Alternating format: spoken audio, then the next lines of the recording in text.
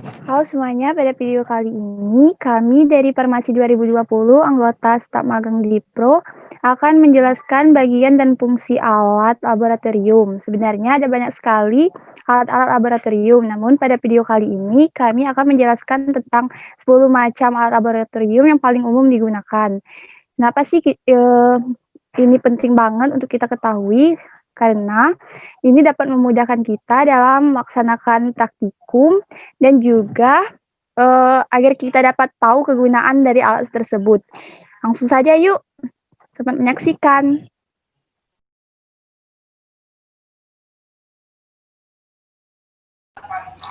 Yang pertama yaitu mikropipet. Fungsi dari mikropipet ini digunakan untuk memindahkan cairan dalam jumlah yang sangat kecil secara akurat. Bagian-bagian pada mikropipet yang pertama yaitu ada tombol penekan. Tombol penekan atau biasa juga disebut pelanggar button berfungsi untuk menyedot atau memompa larutan atau cairan dengan cara menekannya. Yang kedua ada scale volume atau tuas penyetel volume cairan. Hanya terdapat di mikropipet dengan tipe variabel volume. Yang ketiga yaitu tuas fungsi atau function wheel. Tuas yang digunakan untuk memilih menu pada mikropipet. Karena beberapa mikropipet bisa saja memiliki beberapa fungsi seperti menyedot, memompa, atau mencampur. Yang keempat ada pipet tip. Merupakan aksesoris tambahan yang sangat penting karena mempengaruhi keakuratan cairan dalam proses penyedot dan memompa larutan. Yang kelima ada display. Merupakan bagian yang memberikan gambaran berapa volume yang sedang diset.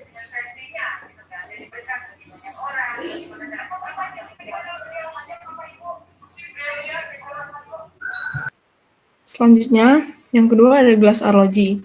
Gelas arloji ini adalah alat laboratorium yang berbentuk bundar yang terbuat dari gelas Pyrex dengan diameter 25, 50, 65, 75, 100, 125, sampai 150 mm.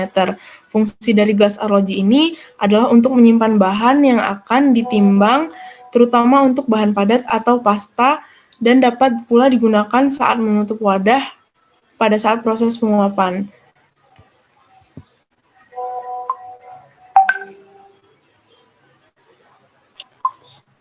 Selanjutnya ada pipet tetes. Pipet tetes adalah alat laboratorium yang berfungsi untuk membantu memindahkan cairan dari wadah yang satu ke wadah yang lain dalam jumlah yang sangat kecil, yaitu setetes demi setetes. Bagian dari pipet tetes ini ada karet pipet sebagai tempat dipencet untuk memasukkan dan mengeluarkan larutan dari badan pipet. Yang kedua, ada badan pipet yang berfungsi untuk menampung larutan yang akan dipindahkan.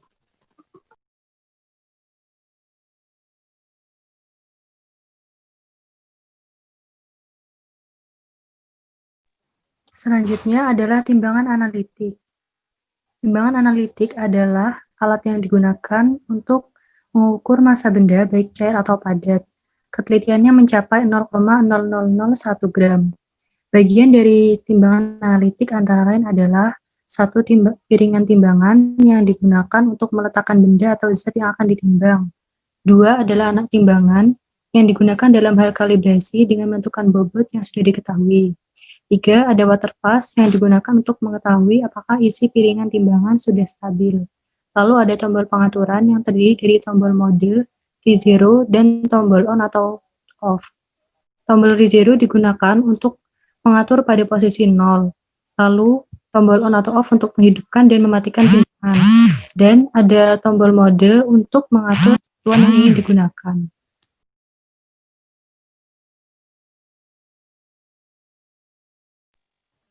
Nah, yang kelima ada buret, yang merupakan alat laboratorium yang terbuat dari gelas yang biasa digunakan untuk proses filtrasi. Nah, bagian-bagiannya meliputi, yaitu yang paling atas ada mulut tabung untuk memasukkan cairan yang akan filtrasi. Nah, yang kedua, keran atau stopcock yang berfungsi untuk mengeluarkan dan menghentikan cairan yang akan keluar. Nah, yang ketiga, terdapat skala yang digunakan untuk menampung cairan dan volumenya dapat diketahui dari skala yang tertera.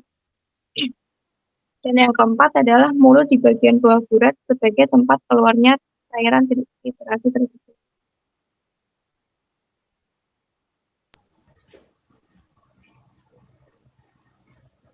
Selanjutnya adalah statis dan klem. Statis berfungsi untuk menegakkan beberapa peralatan laboratorium lainnya seperti biuret, corong pisah, dan peralatan gelas lainnya. Kemudian klem itu berfungsi untuk membantu statif dalam menjalankan fungsinya yaitu sebagai penjepit peralatan gelas. Nah, statif ini terdiri dari yang pertama adalah besi atau stainless steel yang bagian tegak itu yang digunakan sebagai tempat klem terpasang. Kemudian yang kedua adalah bagian alas berfungsi sebagai penyangga dari besi dan penyeimbang statif. Kemudian yang klem terdiri atas dari beberapa bagian, yaitu yang pertama adalah penjepit alat yang berfungsi untuk menghubungkan klem dengan alat gelas. Kemudian yang kedua adalah penjepit statif digunakan untuk menghubungkan klem dengan statif. Dan yang terakhir adalah pengunci untuk mengencangkan dan melonggarkan penjepit.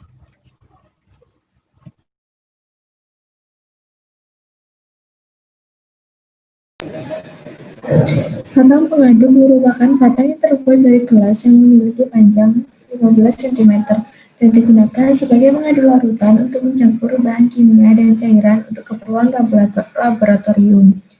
Bagian-bagian dari batang pengaduk adalah yang pertama ujung pengaduk sebagai bagian yang digunakan untuk mengaduk larutan. Kemudian bagian kedua adalah batangan pengaduk yang berfungsi untuk pegangan saat mengaduk larutan.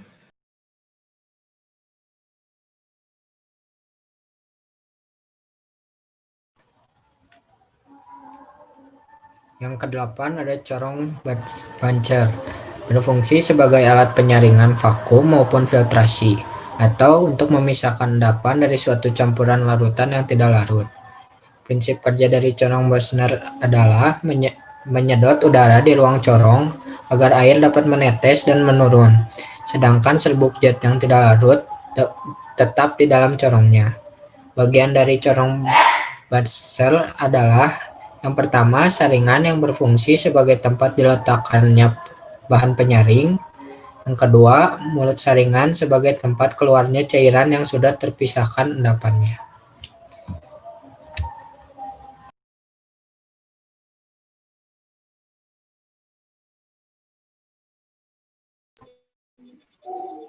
Alat praktikum yang berikutnya adalah spektrofotometer. Spektrofotometer berfungsi sebagai alat yang digunakan untuk menganalisa sebuah senyawa baik dari segi kualitatif dan kuantitatif dengan cara mengukur absorpsan suatu cuplikan sebagai fungsi dari konsentrasi. Spektrofotometer sebetulnya merupakan gabungan dari dua buah alat, yakni spektrometer dan fotometer. Spektrometer itu adalah alat yang berfungsi untuk menghasilkan sinar dari spektrum dengan nilai panjang gelombang yang telah ditentukan.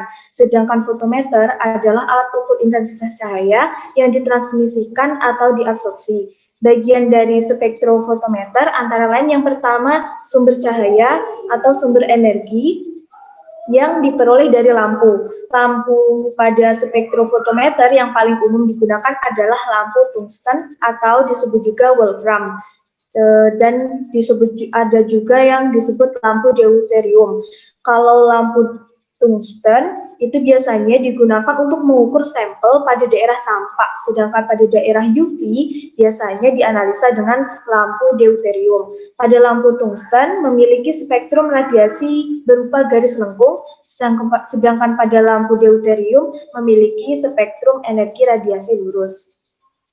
Bagian yang kedua ada monokromator. Monokromator itu adalah bagian pada spektrofotometer yang fungsinya untuk memecah cahaya polikromatis menjadi monokromatis untuk kemudian digunakan sesuai dengan kebutuhan panjang gelombang yang diinginkan.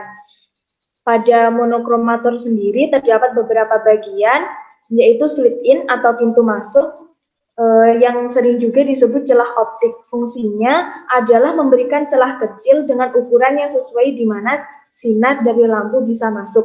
Kemudian ada bagian prisma yang fungsinya untuk mendispersikan radiasi elektromagnetik dengan jangkauan yang luas supaya didapatkan resolusi yang baik dari radiasi polikromatis.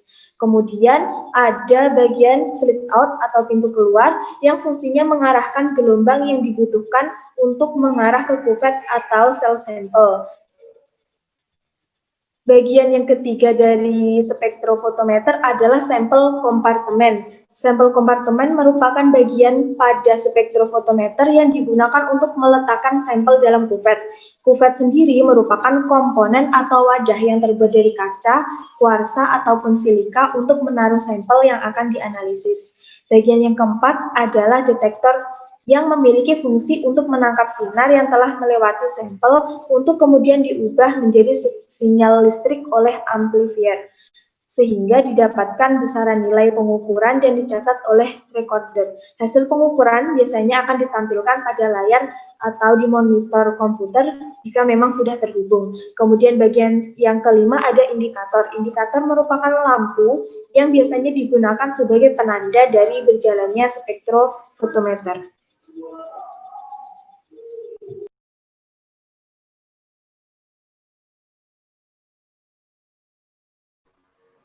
Alat praktikum berikutnya yakni sokletasi. Sokletasi itu juga biasa dikenal dengan ekstraktor soklet. Ekstraktor soklet ini adalah salah satu alat laboratorium yang dapat digunakan untuk mengekstrak suatu senyawa. Mengekstrakkan suatu senyawa itu adalah salah satu metode yang digunakan untuk memisahkan senyawa dari suatu sampel. Selain mengekstrakkan suatu senyawa, ada pula metode filtrasi atau penyaringan dan pemisahan. Bagian dari sokletasi itu sendiri yang pertama ada kondensor. Kondensor ini berfungsi sebagai pendingin dan juga untuk mempercepat proses pengembunan. Aliran air pada kondensor itu bergerak dari bawah ke atas, sehingga di situ ada dua saluran begitu. Saluran yang di bawah itu adalah saluran air masuk dan yang di atas itu adalah saluran air keluar.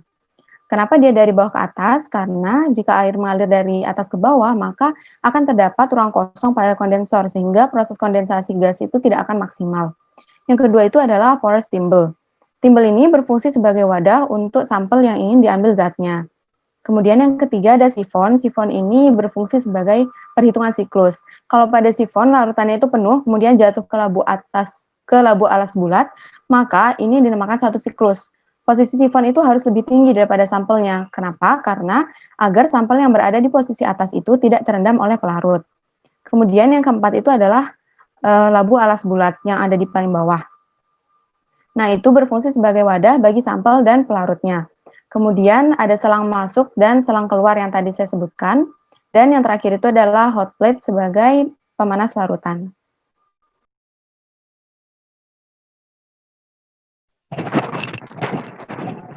Nah, itu dia tadi tentang penjelasan 10 macam alat laboratorium dari kami kelompok Dipro. Semoga kita semua dapat memahaminya, mengingat hal tersebut sangat penting demi kelancaran praktikum kita di laboratorium. Sekian dari kami, terima kasih dan sampai jumpa lagi.